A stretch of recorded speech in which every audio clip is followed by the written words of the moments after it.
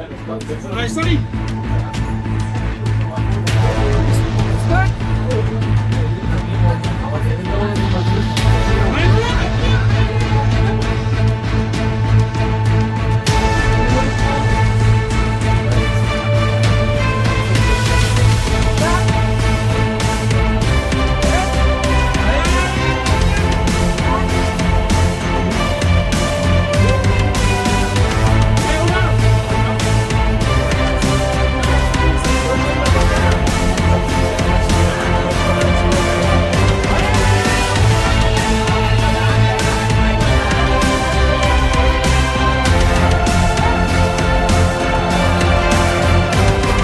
Salut les gars, du coup on se retrouve pour la dernière vidéo de cette série et on va discuter de Romain. Alors Romain, c'est aussi quelqu'un que je coach depuis déjà un petit paquet d'années, donc on a concouru pour la première fois, c'est fin 2023, je pense que j'ai commencé à collaborer avec Romain. Voilà, Romain qui est venu me voir avec à la base problème de plaque au niveau du poignet, qui ne pouvait pas deadlifter sans straps et voilà. C'était une opération et finalement ça s'est très bien passé. On collabore et du coup on était à notre 3e compétition. On avait concouru à l'Interclub 2 du coup en fin mars, si je ne dis pas de bêtises. Ouais, fin mars. Voilà. On avait fait 192,5, on avait fait un 9 sur 9, si je ne dis pas de bêtises. 192,5 en squat, 127,5 en bench et 200 en terre. Et ici, voilà, du coup, je t'ai dit avec Romain, tout se passe bien, il n'y a pas beaucoup d'essais qui sont ratés à l'entraînement, il y a beaucoup de choses qui sont très bien passées. Romain, c'est quelqu'un qui progresse de manière régulière. Voilà, ici, on a performé un peu en deçà de nos attentes. Je reviendrai un petit peu là-dessus, mais on a eu plusieurs facteurs, un peu vraiment totalement extérieurs, et je pense qu'on a juste fait du mieux qu'on pouvait, et ça s'est vraiment plutôt pas mal passé. Mais du coup, je vais tout revenir sur la compétition, donc on ouvre à 180 pour Romain. À 180, on fait le jump à 192,5. On a une petite difficulté quand même sur la 192,5 où il y a une petite perte de tension, ou alors un peu cet aspect où on se laisse rebondir, on pousse pas assez dans la ceinture, qui fait que le deuxième essai a déjà été un petit peu difficile. On a essayé d'être plutôt conservateur. On avait passé un 200 à l'entraînement qui était vraiment bien passé. On s'est dit, hey, 200 doit être le minimum en compète. Et là, on passe plutôt 197,5 pour être un choix plus conservateur. Malheureusement, il n'est pas passé. Voilà, juste la force n'y était pas. On a plusieurs explications là-dessus et je reviendrai là-dessus après le deadlift, mais du coup 2 sur 3 sur le squat.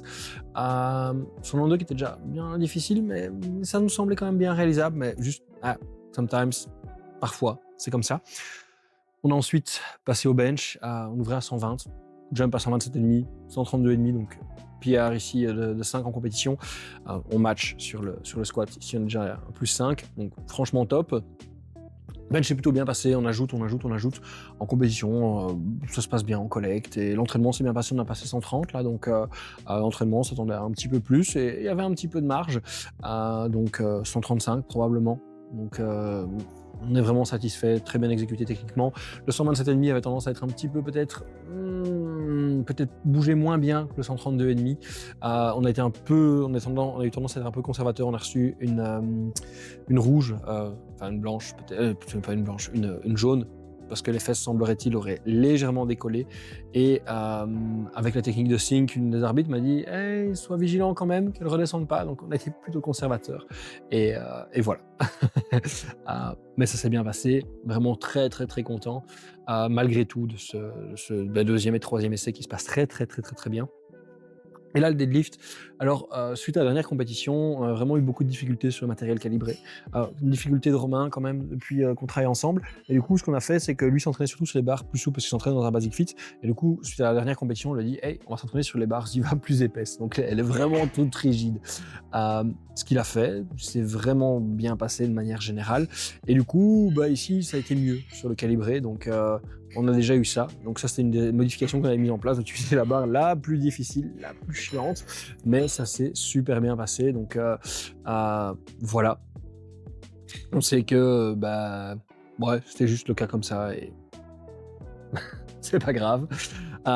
Mais du coup, on a mis ça en place.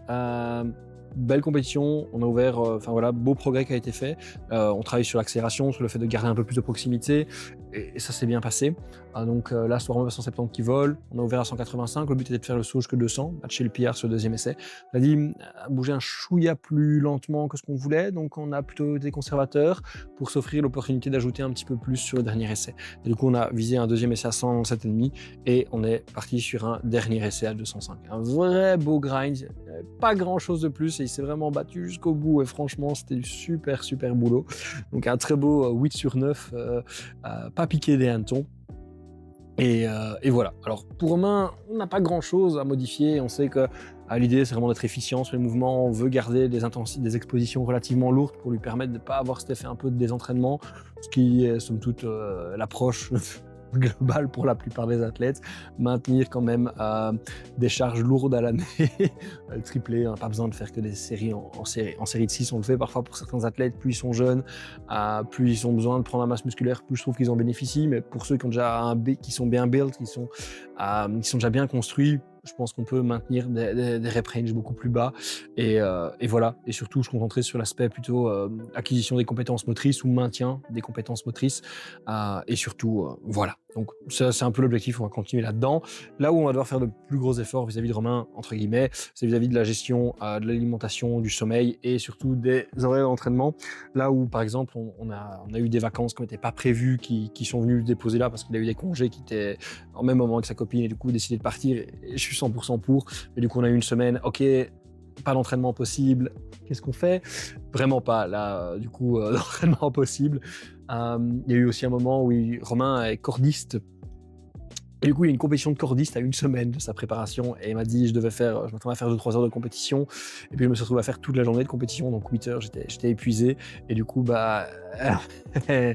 nos dernières expositions lourdes il y a eu pas mal d'interférences avec cette compétition de cordiste et du coup, ça a fait que on est arrivé avec beaucoup plus de fatigue, toutes nos expositions lourdes n'avaient pas pu être faites avant la compétition et du coup, ça a beaucoup joué sur en fait, sur une performance qui n'était pas aussi prévisible, on a ajusté sur le jour J, on était un peu en deçà des attentes et c'était ok, mais c'était très fun parce qu'en fait, ce que j'apprécie beaucoup avec Romain, c'est que, et après, en fait, je peux m'en vouloir qu'à moi-même et je suis jamais de cet avis-là, dire que c'est toujours un peu une collaboration, on travaille toujours l'un et l'autre, mais Romain était, en fait, le fait d'avoir sauté des entraînements, de pas avoir été toujours très régulier, de partir en vacances, d'avoir eu la compétition, ça a fait et je suis ok avec ça, et ça, c'est quelque chose que j'apprécie beaucoup, cet aspect mature et cet aspect accountability que les athlètes peuvent prendre.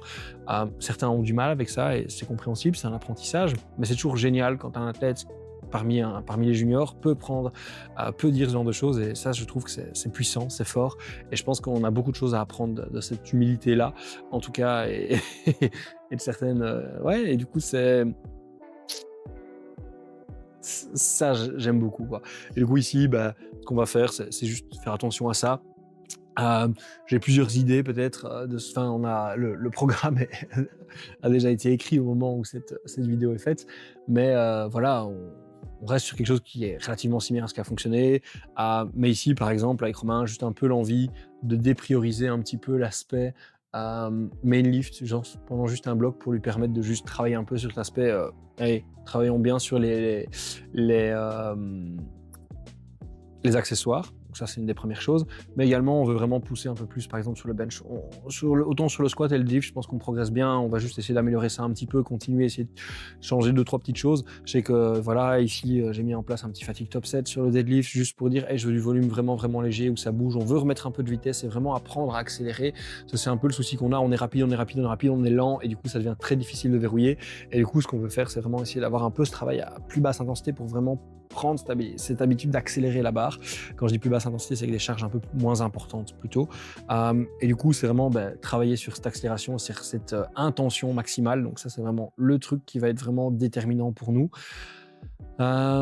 Autant sur le squat que sur le squat, on va devoir travailler encore un peu sur la vitesse. C'est vrai que j'ai oublié de le dire, le 197,5, ce qui fait qu'il a été un peu plus raté aussi, c'est que tant sur la 192, j'ai dit tiens, le rebond, il y avait une perte d'énergie, et je pense que Romain, maintenant que ça me revient, a voulu ralentir beaucoup trop en fait à la 197,5, et du coup il a presque tempo, et du coup il y avait très peu de rebond. Alors oui, beaucoup plus de tension et beaucoup plus compact, mais on n'avait plus de rebond. Du coup, c'est ce qui a fait que la 127,5 était particulièrement difficile.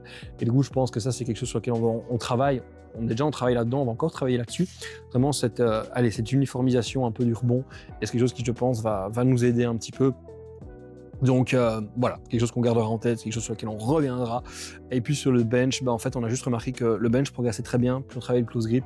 Pourquoi? Parce que Romain a plutôt une technique de sync, un sync relativement important, mais on a travaillé sur le sync et surtout sur la tension. Et du coup, ça, c'est quelque chose qui est assez intéressant. Parce qu'on a remarqué, et ça, je remarque aussi avec les athlètes qui sync, j'en ai 3 à l'heure actuelle, 2.